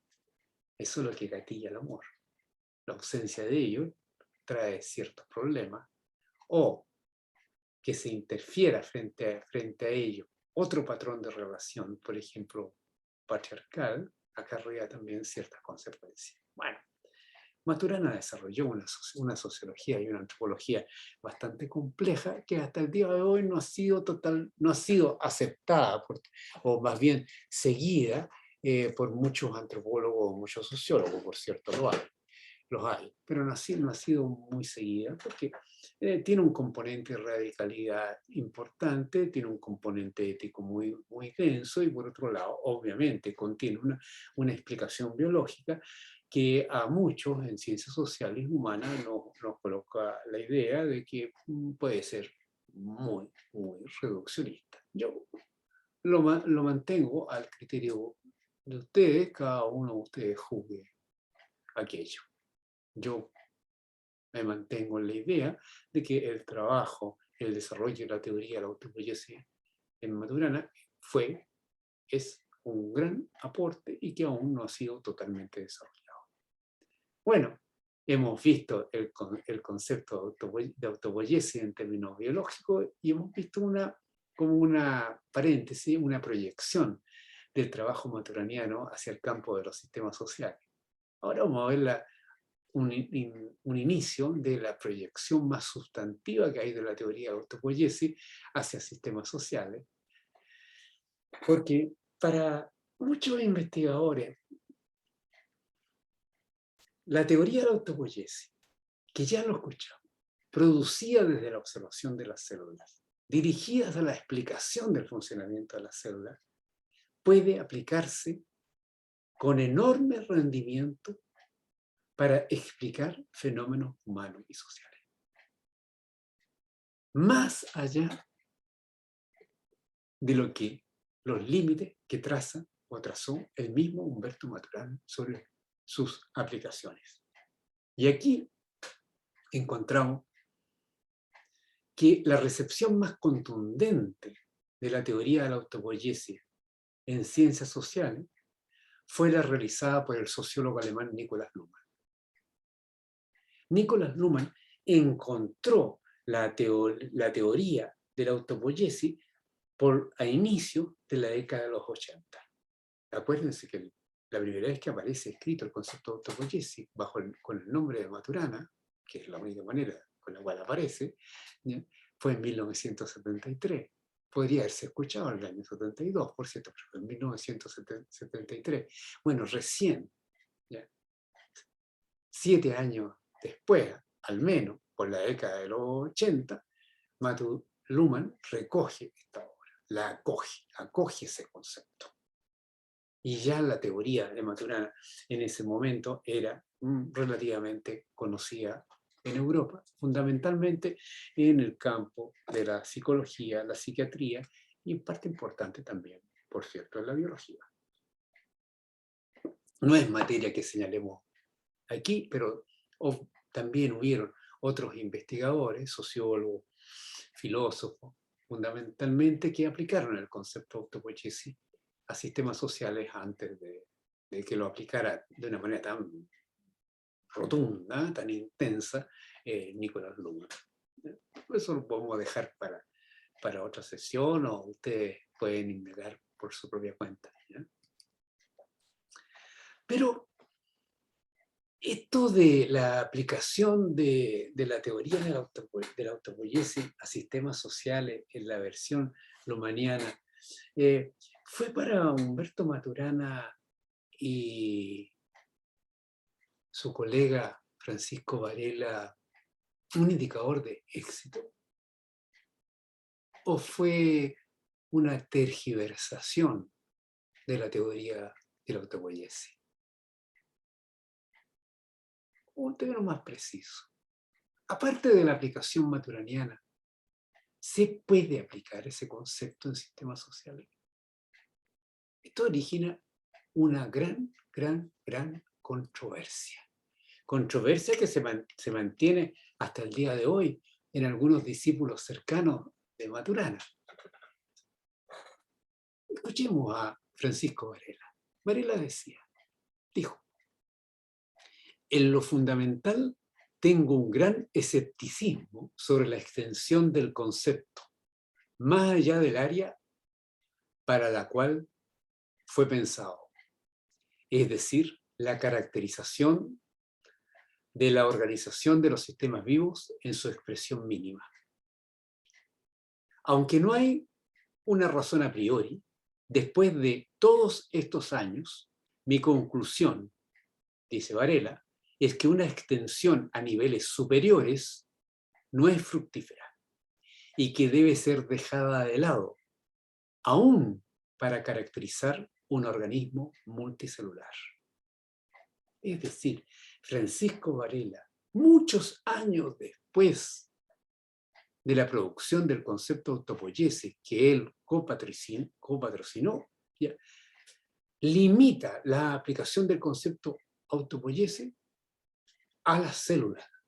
Ni siquiera, ¿ya?, lo tiene en consideración, salvo dudativa, a un organismo multicelular, como es, por supuesto, un cuerpo o incluso el sistema nervioso. Más allá de eso, él considera que no es fructífero. Elegante la manera de decir de que no se puede aplicar. Maturana, en un texto con Perksen en el 2004, pero este es Maturana, y refiriéndose concretamente a Luhmann, dice: la decisión de reemplazar moléculas por comunicaciones hace aparecer las comunicaciones como elementos centrales. Pero al hacerlo, excluye a los seres humanos como comunicantes. Y al hacerlo, estos quedan fuera y son considerados sin importancia. Como ustedes pueden apreciar perfectamente, ¿ya?, para Maturana es inconcebible que los sistemas sociales no estén compuestos por seres humanos, es decir, por sistemas vivos. Es imposible hablar de comunicaciones sin sistemas vivos o personas, porque eso sería una condición secundaria a la presencia de la autopoiesis de los sistemas vivos. En castellano. Ninguno de estos autores, ¿ya?, ni Maturana, hasta su último tiempo, ni Francisco Varela, hasta sus últimos momentos, aceptó esta proyección hacia sistemas sociales. Menos la proyección hecha por Nikolaus Luhmann. Pero las cosas suceden como suceden. ¿Y qué es lo que sucede? Que la noción de autopoiesis en sociología, en antropología, en general las ciencias sociales, terminó siendo conocida por las aplicaciones de Luhmann. Esto nosotros, y a mí me tocó realizar un estudio al respecto con un grupo de colegas, ¿no?, que trabajan todavía en la Universidad de Chile, y que desarrollamos un artículo de investigación de literatura secundaria en la cual estudiamos la recepción del concepto autopoiesis en las ciencias sociales y humanas, y ahí constatamos de que la mayor parte de las referencias que se hace al concepto de autopoiesis en ciencias sociales y humanas se hace en referencia a artículos y los libros de Nikolaus Luhmann, a contar de 1984, Sistemas Sociales. Y tienden a hacerse en menor medida a las definiciones que tanto Maturana como Varela hicieron. Es decir, Luhmann extendió el concepto de autopoiesis a ciencias sociales hasta el punto que muchos que desconocen o que no hacen análisis de los conceptos desconocen de que este concepto fue desarrollado por los biólogos chilenos, ¿ya?, Humberto Maturana y Francisco Varela, y no por Nikolaus Luhmann. Bueno, ¿cómo lo hacemos con todo este enredo? Los biólogos no aceptan la aplicación de Maturana, ¿ya?, y Nikolaus Luhmann la aplica gustosamente. Frente a ello, yo he realizado una propuesta que permite diferenciar. No la voy a desarrollar aquí en extenso, ¿ya?, pero voy a desarrollar su esquema general, que permite diferenciar. En primer lugar, el reconocimiento al eje fundante de la noción de autopoiesis en el campo biológico.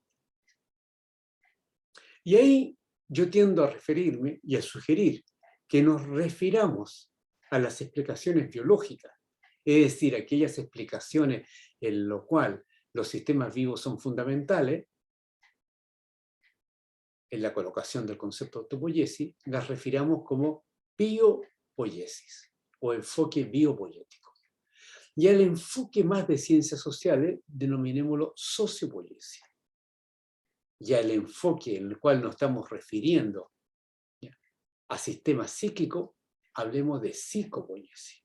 Y distingamos tres dominios explicativos de la teoría de la autopoiesis, con sus propias cualidades: los sistemas vivos, los sistemas sociales y los sistemas psíquicos.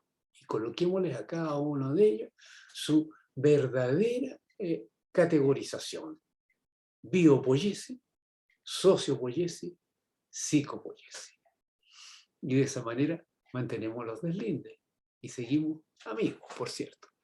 La psicopoiesis está a la espera, está bastante menos elaborada. Requerimos de la psicología y de la psiquiatría, bueno, que explore más este punto y que nos diga, o que acierte a señalarlos algunas hipótesis acerca de cuál es la unidad de los sistemas psíquicos y cómo ésta se constituye. ¿Serán pensamientos? No sé, ahí lo verá. Bueno, veamos algunos, para finalizar, veamos algunos adelantos ya de los sistemas sociales. Para Luhmann, la clausura que indica el concepto autopoiesis en Luhmann corresponde perfectamente con una explicación de la sociedad, perfectamente, en cuanto se observe a la sociedad como constituida por operaciones propias, no constituida por células, ni por organismos, ni por pensamiento, sino que por operaciones sociales. Estas operaciones propias para Luhmann las va a denominar, y lo vamos a ver, y ustedes ya lo deben saber, ¿no? Se van a denominar comunicaciones. También Luhmann indica que a lo largo de la evolución de la sociedad, del sistema sociedad, este se va acompañando de una diferenciación interna, digámoslo así, un crecimiento hacia adentro. Y ese crecimiento hacia adentro da origen a nuevos sistemas sociales. Y estos sistemas sociales son también sistemas autopoyéticos, pues replican la condición de autopoiesis de la sociedad. Es decir, se transforman o se producen como nuevos sistemas autopoyéticos en el sistema autopoyético de la sociedad. De ahí a Luhmann se permite hablar de las organizaciones como sistema autopoyético, de la economía como sistema autopoyético, de la política como sistema autopoyético, del derecho como sistema autopoyético, como el deporte como sistema autopoyético, etc. Es decir, como la configuración en este proceso de diferenciación interna de la sociedad en otros sistemas. Todos ellos no partes del todo, sino que sistemas autónomos, especializados, complementarios entre sí, pero independientes. ¿Por qué? Porque están clausurados operativamente en su autopoiesis. Por lo tanto, para Luhmann, el concepto de autopoiesis viene anillo al dedo para desarrollar y potenciar una teoría de sistema. Y ese es lo que origina todos los libros de Luhmann. Y así, en algunos de sus textos, Luhmann se encargó como de caracterizar esto, porque le venían a muchas preguntas. Distinguió tres niveles en la teoría de la autopoiesis. Una teoría de los sistemas autopoyéticos generales, unas teorías específicas de los campos de los sistemas autopoyéticos, distinguiendo entre sistemas vivos, aquí está, sistemas vivos, sistemas psíquicos y sistemas sociales, y un tercer nivel que corresponde específicamente a los sistemas sociales autopoyéticos, que incorporaría tres subtipos de sistemas sociales autopoyéticos: la sociedad, las sociedades llamaban en ese momento, las organizaciones y las interacciones. De las sociedades se desprende un cuarto nivel que no está señalado en este gráfico, que se llaman los sistemas sociales parciales, es decir, el sistema económico, sistema político, sistema de salud, sistema jurídico, sistema científico, sistema educacional, sistema del arte y otros, que son sistemas autopoyéticos en el sistema de la sociedad. Todos ellos, ¿ya?, son sistemas autopoyéticos, en tanto tienen todos ellos las mismas características. Es decir, lo tienen en común: autonomía, se autoproducen, se autoorganizan, clausura operativa, determinismo estructural, se acordan estructuralmente y son autoirritables.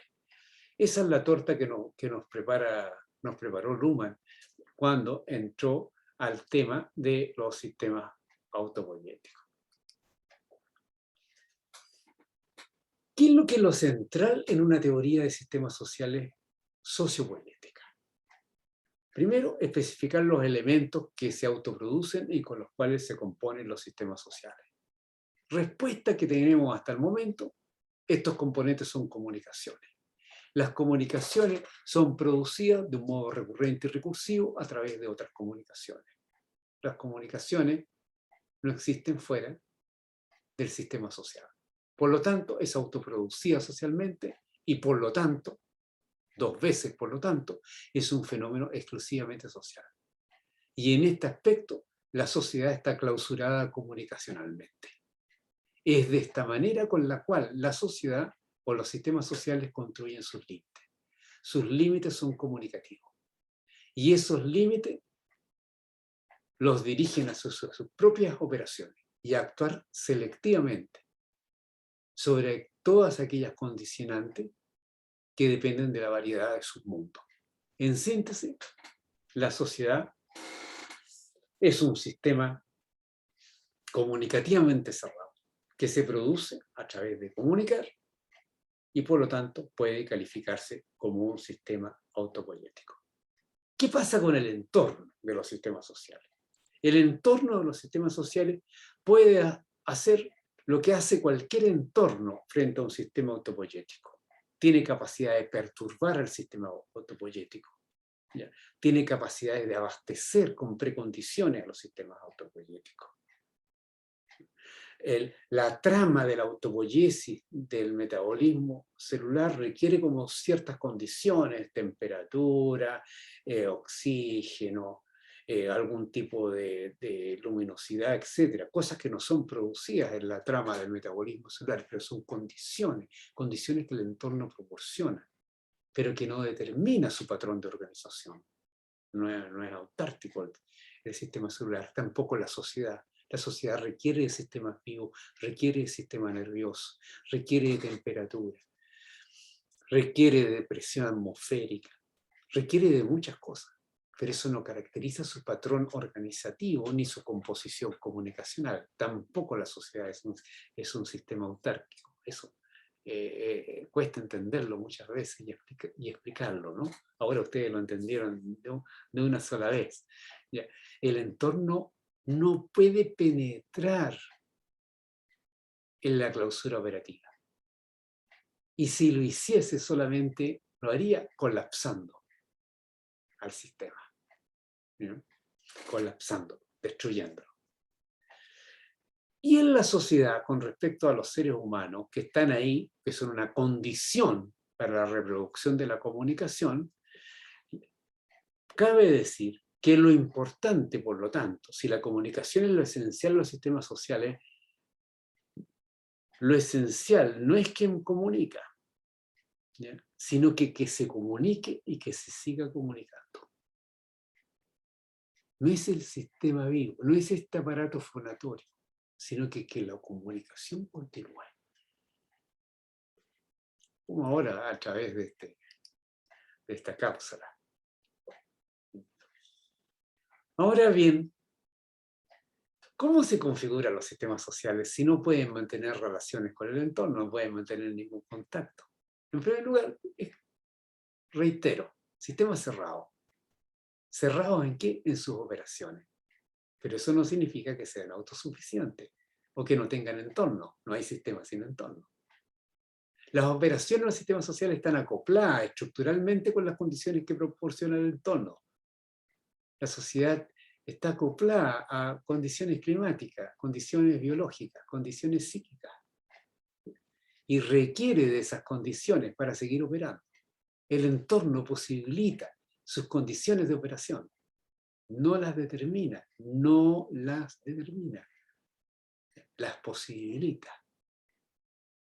Por otro lado, en lo que respecta a la realidad del entorno, los sistemas sociales observan el entorno, pero lo observan desde sus determinaciones estructurales. En otras palabras, lo observan desde ellos.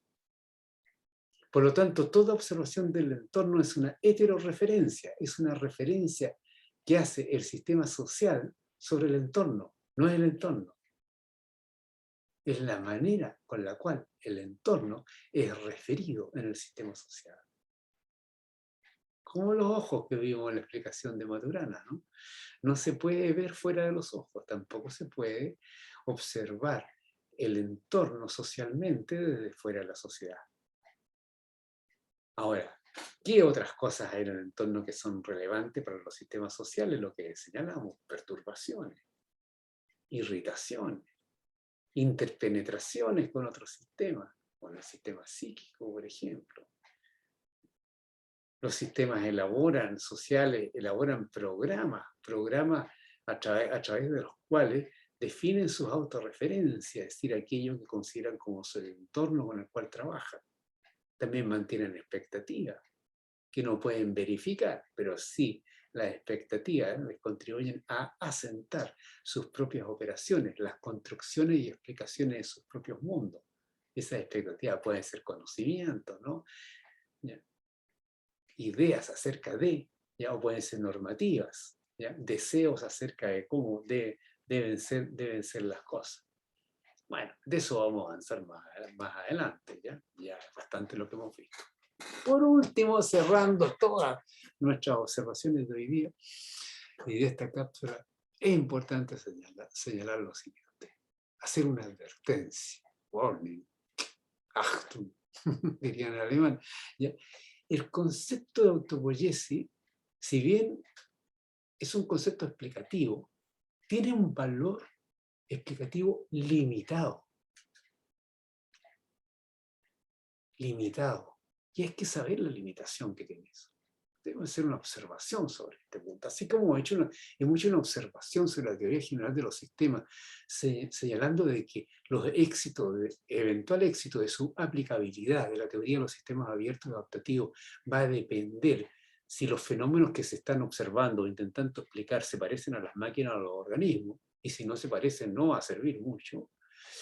Lo mismo tenemos que hacer una observación crítica sobre la noción de autopoiesis. Y aquí lo decimos con todas sus letras, tiene un valor explicativo limitado. Porque la autopoiesis solamente indica las operaciones basales que se reproducen en un sistema, lo que caracteriza basalmente a un sistema. Como lo hemos dicho, la sociedad se genera por la operación autopoiética de la comunicación. Eso es su realidad sui generis. Todos los fenómenos sociales, todas las expresiones que ocurren o transcurren en la sociedad, para ser sociales, son operaciones en las cuales están involucradas relaciones comunicativas. Pero decir eso no implica poder señalar qué tipo de sociedad es esa, ni tampoco sobre qué estructuras específicas se desarrollan en ella o qué se podría desarrollar. Que todas las organizaciones sean operaciones, comunicaciones de decisiones, es decir, operaciones decisionales, comunicaciones de decisiones, que todas ellas lo sean, no me permite señalar si es el Colo-Colo, el Partido Socialista, la Iglesia Católica, o Microsoft, o el Jumbo, o la Universidad de Chile. Para contestar la pregunta con respecto a las estructuras, hay que investigar. Hay que ver cuál es la manifestación de estas autopoiesis comunicacionales y la especificidad de esa manifestación. Se trata de comunicaciones de protesta, se trata de comunicaciones políticas, se trata de comunicaciones artísticas, se trata de comunicaciones decisionales, se trata de comunicaciones amorosas, se trata de comunicaciones temáticas, se trata de comunicaciones de noticias. Bueno, todas ellas son comunicaciones. La variación la vamos a encontrar en su plano estructural. Y eso no está anticipado con el concepto de autopoiesis, sino que solamente está anunciado el marco en el cual vamos a observar empíricamente, en lo que llamamos empírica en nuestro sistema de la ciencia, en nuestra observación y nuestro interés por explicar y comprender la sociedad, en su complejidad, por cierto. Bueno, esto ha sido una lluvia de ideas y de conceptos. Hemos hecho un recorrido enorme. Yo creo que para algunos de ustedes puede ser una ayuda de memoria, un hilo conductor. Para otros de ustedes ya puede ser una estructura básica para lo cual empezar a recorrer ciertas ideas y ciertas nociones y vincularlas. Hay algunos textos para ello. Obviamente la lectura directa de Luhmann no es tan fácil, pero hay algunos textos generales, muchísimos de ellos muy relevantes y muy importantes. Yo recomiendo los que más conozco, por cierto, ¿ya? O los que se han probado, he probado yo en mi propia experiencia, que han funcionado de la manera más adecuada. Y bueno, es una autorreferencia, por cierto, que no puede ser de otra manera por lo que acabamos de ver, ¿no es cierto? Y este texto, Sociedad y teoría del sistema, no se alcanza a ver, ¿no es cierto? Bueno, el texto Sociedad y teoría del sistema, ¿ya?, que escribimos junto con Darío Rodríguez, un texto bastante interesante que ustedes pueden reconocer. ¿Ya? Está en internet muy distribuido, así que pueden verlo ahí. Bueno, espero no haberlo fatigado más de la cuenta, pero bien, ha sido interesante. Son muchas cosas, obviamente, ¿ya? Pero todas ellas muy interesantes y espero que las motiven y que las complementen con sus propias lecturas y observaciones, ¿no? Hay otras fuentes, otras ideas, están sus propios racionamientos y sus propias comprensiones. Bien, éxito. Un día helado en Santiago de Chile, invierno.